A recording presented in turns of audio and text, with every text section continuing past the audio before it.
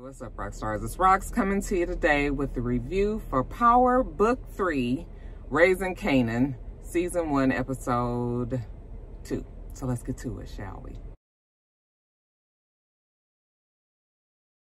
I'm having a hard time with this show connecting. I said it on my Real Housewives of Potomac video. I'm not sure if I'm gonna keep this show. I'm just gonna keep it all the way 100% real with you guys. I think it's just a show that I want to enjoy watching, and I don't really want to review it.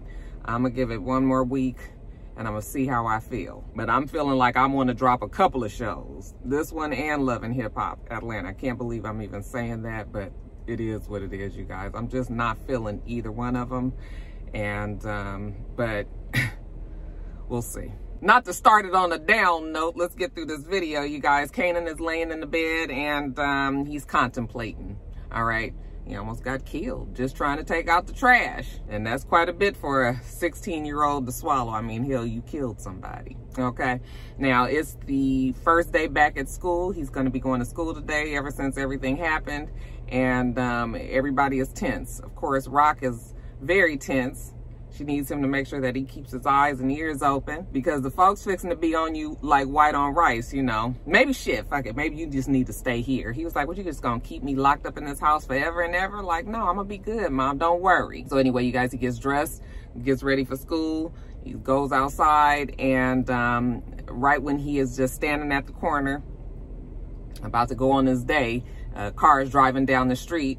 And I guess Rock has some sort of sixth sense, and she rushes out there and she goes, Kanan, okay? Because there's some guys looking like they about to sit on the windowsill and get the, you know, get the bus of some caps. But it turns out that it was just somebody throwing out a yellow pages. I was like, damn, when is the last time you saw a yellow page? Okay.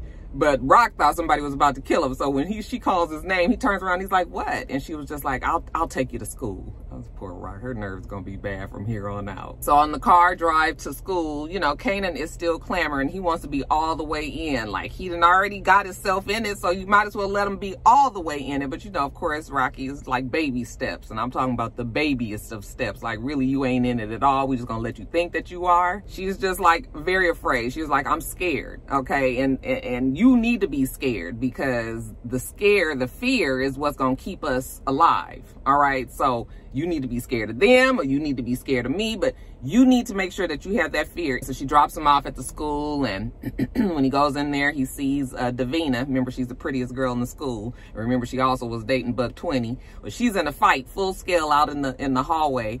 Who would have known that somebody so cute could also fight, right? But she's fighting this girl because evidently this girl is saying that she was with Buck 20 the night before he died. You know, that was her man and that was DWhiz's man. And, you know, they doing all this fighting. So the principal comes out there, breaks everything up, you know, while all the kids and students is all, you know, cheering them on, you know, watching the fight, all this. Jukebox was like, can you imagine fighting over a nigga that's dead? I'm thinking to myself, like, don't they know that Kanan killed Buck 20? He was out in the open, and you know, he only killed one person. The rest of them ran, and somebody had to have seen that it was Kanan. So it didn't even make sense to me that he would even go back to school and try to say that he didn't do it. But I mean, I guess, right? Maybe did he have something over his face? I can't even remember. I guess the school doesn't know that he did it. So whatever, DWhiz, you know, when the principal came and broke everything up, they took DWhiz into the office. So Kanan goes in there to check on her, you know, and he was just like, you know, sorry about what happened. He heard, you know, she was out sick. Actually, she wasn't sick. She was actually out having to take care of her sister for her mother. And Kanan was like, yeah, I was out sick too, you know. Think he might have had strep throat. You know, DWhiz is feeling pretty sad. She was like, I know you and Buck 20 wasn't really friends, you know, but he was a good person to me. And she's feeling pretty sad that he's gone. And I guess Kanan is feeling a little bad about this whole thing. So while they sitting there talking, DWhiz's mama come in, you know, semi-cracked out, not cracked out, but, you know, just looking like she, you know, on that fine line, pissed off that she got to come down here to the school, you know, that they calling DWhiz out there fighting like she got time to be coming. You know how moms can be. Okay. So she's fussing at DWhiz in the office all loud, and the principal comes out and was just like, girl, would you stop all that? You know, you guys come on in the office and we gonna talk about it. And I had the feeling that maybe the principal knew the mother. This is one of those principals that, you know, gets involved with the parents. You can tell, you know, for I guess the students that she felt are most promising. So she was like, y'all come on in this office, you know, and stop all this fussing out here in this, you know, out here for everybody to see. So, you know, Kanan has to suffer through the day at school. He said that, you know, when you shoot and kill somebody, you know, you feel like everybody knows, even though they don't. So I guess they don't know, but I just don't understand why they don't know. It was broad fucking daylight and he was out there. Anyway, you know, every time he walked by a lunch table with a whole bunch of boys at it, you know, they all looking at him like, nigga, we know you did it. So he's nervous and, you know, trying to make sure he looking out for whatever's going on there. Yeah, it's a long day at school. At the end of school, though, right when him and his friends is walking out, they see the police escorting Davina out. So it looked like she done got suspended. I was like, I hope they ain't arresting the girl. Jumping over to Rock. Rock is at the diner with her brothers, you know, her crew, and she's talking to them about, you know, they talking about Kanan basically being a mark, okay, and that folks is gonna be out to get his ass. Then they get to talking about selling their powder somewhere, and I was just like, I am so confused with this conversation. Every time that Rock and her brothers get together to talk, they talk so fast. It's sort of like a whole bunch of like street talk that I'm not hip to, so I don't even know what the fuck they talking about. But I mean, I got the general gist of it is that they was about to be selling their powder. I'm guessing also in that club and trying to just expand the business. Evidently, there's some Iranian people that's interested in going into business with them. They got like a little store or whatever, and I guess they're gonna go talk to them. I'm gonna need you guys to fill me in on certain things. Now, her brother, what's his name? Marvin. I think Marvin said that he gonna be throwing a party, you know, just so he can let everybody know that, you know, they still making moves out there, you know, they still in control of everything. And she was just like, I'm trying to expand business and you out here trying to throw parties. I guess it's a necessary evil. You just got to make sure that everybody on the street knows what's what. But we still got this problem, right? Rock knows that she gonna have to go and talk to Unique. So she sets up a meeting. They meeting in the cemetery. Unique was like, I drove around this bitch 3 times to make sure that you wasn't trying to set me up. But, you know, we got to have a conversation about, you know, $120 and all of that. And he was like, look, I done already called my people off, but $120 family, you know, his people, they are pissed and they want blood and ain't really nothing Unique can do about it. You know how it is when people want their revenge, like they not gonna stop at anything, and Rock knows that, and that's why she's so stressed the fuck out. Oh, I tell you, that Kanan sure did create a mess, didn't he? Now, Marvin, we see him go to the club, okay, the club that I guess that they was gonna be selling their drugs in, and the white girl was tripping, they had to cook the dog, okay. So he goes over to the club and he sees, what's his name? Symphony. He sees Symphony behind the bar. And I was like, why is his name Symphony? Symphony is fine as hell, though. I was like, ooh, wee. He just seems so young, though. And then when you see Rock with him, she seems so much older. They made her look older. Maybe it's the hardenedness in her, but she looks older than him. But anyway. That Symphony is fine. So anyway, Marvin come in. He was like, you the one that's seeing my sister. Okay. I heard you was all up in that. And he was just like, I'm not all up in that. And he was like, I know you wasn't, because if you was, I'll fuck you up. And he looked at him and he was like, I'm pretty sure you wasn't going to do that. And he was like, you know, my boy got hurt. Okay, my boy got hurt. I like that. That was pretty dark skin of you over there. But anyway, where's the white girl? Tony's in the back. Okay, so he goes back there and, you know, she looking pretty down and she looking up at him like, nigga, don't you know? Well, she don't say nigga because she's white. She better not say nigga. But she was just like, I'm in mourning, you know, her damn dog got cooked. She was like, probably your damn sister, who's a bitch, by the way. You know, she's probably the one who killed my dog. And he was like, Rock, she loves animals. And she actually like you, which is saying a lot, because she don't normally like white girls. He lets her know that they gonna be there tomorrow, you know, 8 o'clock sharp, you know, for the festivities, you know, and make sure that she save a dance for him. Now let's jump over to our boy Marcus. You know, Marcus, that's Omar Epps, the police. You know, we see him getting coffee for him and his partner.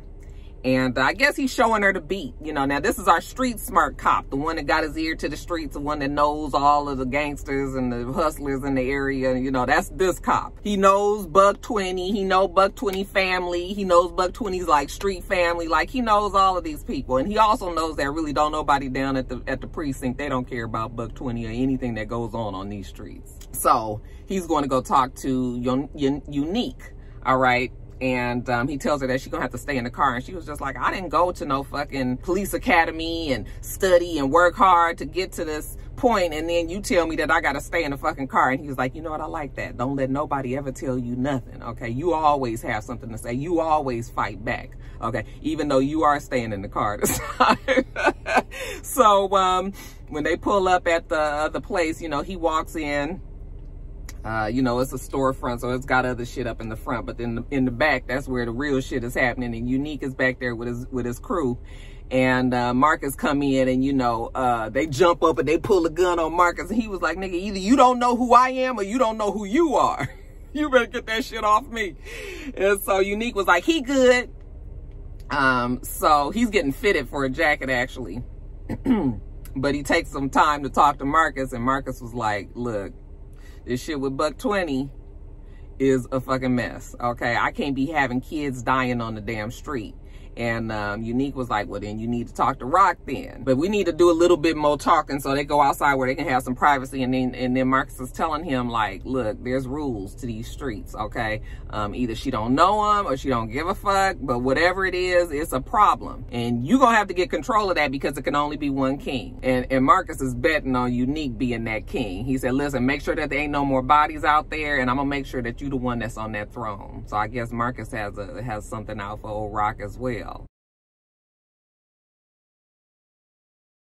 Now, jumping back over to Kanan. Kanan and his friends walking home from school, you know, his Fame and the other boy and Jukebox. And while they walking, Marcus pulls up and was just like, hey, come on, let me give you a ride. And he was like, no, I'm good. And he was like, no, just come on, I'm gonna give you a ride. He said, Jukebox, you want to come too? And she was just like, no, I'm good. And he was like, you sure? And she's like, I'm good, Dad. He takes Kanan on, ends up taking him to one of their safe houses. It's just some old random nigga sitting in there playing video games. I already know what this is, okay? We got a babysitter. We got somebody that's supposed to be keeping an eye on Kanan and keeping him off the streets, because we know that's what Rock really wants to do, okay? So he gonna be, remember in the diner, when they were in the diner talking, she was like, we need to make sure that he stays off the street. So yeah, just keep him there pretty much all day. And, you know, then in the evenings when she's home, then he can come on home.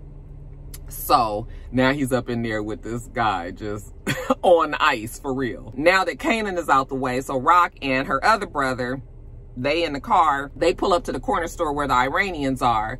And Kanan's friends come out, DWhiz and Fame, I think it was. So, you know, Rock is shooting the shits with him and just trying to get some information. And while she's talking to him, she finds out that DWhiz's brother just got out of jail. Okay. And, you know, she gives them a little money, you know, so they can go buy them some snacks or whatever they want to do or whatever. But, you know, she didn't kept that thought in mind. So anyway, they go inside of the little store, and the woman is working, the wife is working up at the front, got this big ass shiner on her face. You know, when they start talking to her, here come the husband, like, who's talking to my wife? You ain't nobody need to be talking to my wife, okay? And they was like, nigga, first of all, we was coming down here because they said you wanted to do some damn business with us. Well, no, is it Iranians or was it Colombians? Because in part of my notes, I had Iranians, but now down here in my other notes, I got Colombians. Child, I don't know. But anyway, they looking at the space. This is the space that they're going to be using. You know, he takes them in the back, the stock room area and all of that to look around, and they like it. Now, the man also wants some of their sale money. And she was just like, yeah, you're not getting none of our sales. Okay, we the ones that's on the streets and the ones that's putting our lives in danger. Like, ain't nothing happening here. So, no, unless you're going to be out there selling drugs, slanging on the corners like everybody else, then no, you ain't getting none of this money. He was just like, okay, well, he going to take whatever he get. So they going to use his establishment. I guess they going to be storing the drugs. Like, I don't even know. What are they doing with him there? Now let's jump over to Jukebox. So Jukebox look like she done got a hold of some jacket, okay, and it looks like a nice expensive ass jacket, and she's trying to sell it on the street. Okay, she got this guy and he looking at it, but he kind of suspicious, like, this look like this, you know, did you steal this? And, you know, oh, is this real? Is this, you know, nigga, do you want it or not? He was like, no, this ain't fake. You know, you can go down the street to the Africans, they got that fake shit for you, you know. And so she trying to sell it to him, and he was like, okay. And I guess it's an expensive ass jacket, because she ends up selling it for $350, which is still a lot to me if you buying some shit off the street. All right, but so she make her $350 smooth real fast, right? And then we see her with her newfound love interest, you know, the white girl. They are in a store and they're looking at some stuff, and you know, it looks like she likes one of the shirts, and the girl was like, if you like it, I can buy it for you. And Jukebox looks at her like, what would I need you to buy it for me for? Okay, I got my own money. Okay, just made it just a few minutes ago, but you don't need to know that part. She's like, you don't need to buy anything from me. I have my own money. You know, she walks out and the white girl follows her and is just like, I'm so sorry. You know, she just assumed that Jukebox doesn't have her money, you know, didn't have any money, and that she just really wanted to, you know, buy something for her, but, you know, that was stupid of her, and she apologized and all of that, and she really likes Jukebox, and Jukebox really like her, and the next thing you know, they kissing. Young love is afoot. Now, when Kanan gets back home that night, you know, he is upset that he's been put on ice. You know, he's staying up in this house when he could really be doing some work, he's telling Rock, and Rock is just like, look, you got to crawl before you walk, all right? But then she's talking to him about DWhiz. She was like, you know, I heard that I had talked to DWhiz, and I found out that his brother's out of jail. She was like, he's the one that got you guys them guns, didn't he? And Kanan don't say nothing. She was like, look, I'm not trying to get nobody in trouble. I just really need to make sure that your crew is tight. Like, I need to know that everybody is straight. You're only as good as the people that you surround yourself with, especially when it comes to these streets like this. Later on, she's talking to her brothers, and she's like, okay, she really don't want Kanan nowhere near these streets. Tonight is the party. So she was just like, tonight's the party, you know, well, it look like it's time to get your Reggie Jackson on. And when she says that, one of the brothers, he like kind of freezes up and kind of looks. And Marvin was like, what's that mean? We'll give Reggie Jackson, like, what's that? Well, he don't know, but the other one does, and evidently it ain't good. And so while later on, while Kanan is at the safe spot again, you know, he's walking around, checking out things, looking around, you know, he notices when he goes downstairs, like towards the basement, that there's a door and it got like all these bolt locks and shit on it. So he want to get in there, and the guy that's was playing the video games, he looked down there, he's like, hey, what you trying to do down there? He was like, look, I'm supposed to be knowing everything. I need to know what's behind this door. And he was like, nigga, I'm not here to teach you nothing, okay? I'm here to babysit you, all right? I'm not here to be trying to show you nothing. They making sure your ass stay off these damn streets, okay? So now Kanan is real mad, okay? And she says that this is how you learn, okay? And if you can, you know, figure out if you can listen and accept the work that is given to you, okay? So she kind of makes it seem like it's a test, even though we know that Rock is just trying to keep the boy off the streets. But she tells him that she got some videos for them to watch. You know, him staying in tonight because she going out, but you and your friend, you know, DWhiz gonna come by. Y'all can watch videos and just sit here and enjoy yourself. So we see DWhiz, he's walking on his way to Kanan's house, and the uncle, the one that froze up when she said to Reggie Jackson, he pulls up and he was like, hey, where you going? And he was like, oh, I'm going to Kanan's. We're going to be watching movies tonight. And he was just like, oh, okay, well, it's been a change in plans. You know, come on and get in the car with me. And he was just like, no, you know, I'm going to go down there. He said, no, it's been a change of plans. Come on. So he gets in the car with them. So I was like, oh, Lord, what you guys about to do to DWhiz? I just thought maybe he didn't want DWhiz to be around Kanan. So while Kanan is at the house waiting on DWhiz to get there, you know, he look out the window and he just so happened to see Davina out there walking her little sister in the stroller. So he rushes out there and, you know, he's just talking to her. And she's still feeling some kind of way about this whole, you know, Buck20 getting killed. And she even mentions to Kanan, you know, that she kind of was hearing things like, you know, her and, I mean, Kanan and Buck20 didn't really get along, and, you know, she kind of about to say something like, did you do something to him, or do you know something about it? But he was like, you can't listen to that, you know, it's not true. And I was like, oh, you about to, Davina, She about to break your heart. When she find out that you killed her boy, okay, any chance of y'all getting together is about to be null and void. Anyway, back to the uncle. So the uncle takes DWhiz to the club where they were having the party. Okay, gets him in, gets him some alcohol, pays a girl to have sex with him in the bathroom. I mean, he didn't really showing DWhiz a good ass time. I mean, I was like, fuck, DWhiz can't believe his luck at this point. Outside the club, there's a long line of people, you know, and Marvin is just walking down the line to make sure, you know, everything is good. You know, y'all gonna get in a minute or whatever. And there's some black guys at the end of the line, and they was like, look, we heard you was looking for some soldiers. Okay, you know, we down for whatever. And Marvin was like, yeah, that's good to know. And then when they was like, can you get us in? And he was like, no, you guys gonna stand in this fucking line like everybody else. And then while Marvin is out there, Tony comes out there, and some white guys are in the line, and they got some slick shit to say about Tony, and Marvin ends up getting into a fight. Okay, it's a big ass brawl out there in the line. When the other uncle and DWhiz finally finishes on the inside, and they coming out, they see this big ass fight over there. You know, DWhiz is his first instinct is go over there and help Marvin. But the other uncle was just like, yeah, he all right. Don't worry about him. He can handle himself. Okay, so they leave. The police end up coming, arresting Marvin, and now Tony is all, you know, nobody has ever taken up for me like that. I mean, how many times they gonna say that? Isn't that like the third time somebody said it on this show? But now I guess all of a sudden she's smitten with Marvin. Now, jumping back over to Rock, we see her over at Symphony's house, you know, and it's all romantical, okay? Got the ambiance, okay? And she's standing out on the balcony, and, you know, he's telling her about, you know, she likes to hear about, you know, the architecture and the history of it all. You know, she says she likes learning from him. So he's telling her everything, and I guess she getting turned on, honey. Okay, they get to kissing out there, and the next thing you know, she trying to take off his pants, and he was like, I was thinking that maybe we can go slow. Okay, and she was like, yeah, fuck slow. We not doing that today.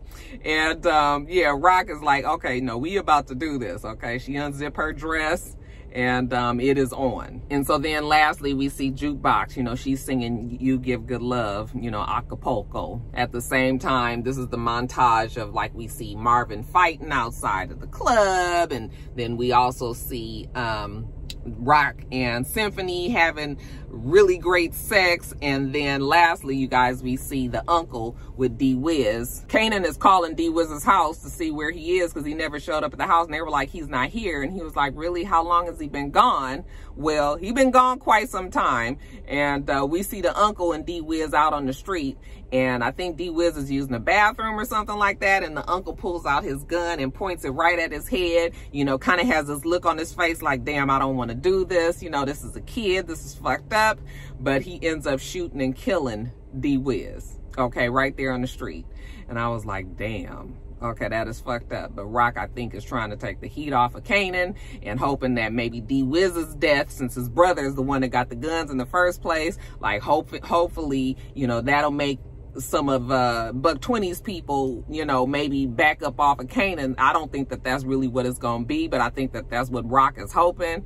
And I was like, this is bad, okay? Because anyway, you know, he calls Rock, who's in the bed with Symphony, you know, post-coital and whatnots, and he was like, it's done, okay? And, you know, she's satisfied with that. And then the show closes out with Kanan back in the bed, and, you know, 50 Cent's voiceover again. I don't know if I'm going to enjoy 50 Cent having the voiceover. He wasn't really voicing over too much in this episode, so maybe he won't do it often.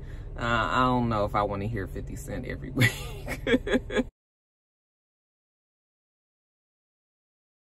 All right, you guys, so yeah, I mean, once I finally read over my notes again, I kind of got it better, so we'll see. I'm gonna give it one more week though, you guys, but I'm gonna drop probably either Love and Hip Hop or Power Book 3.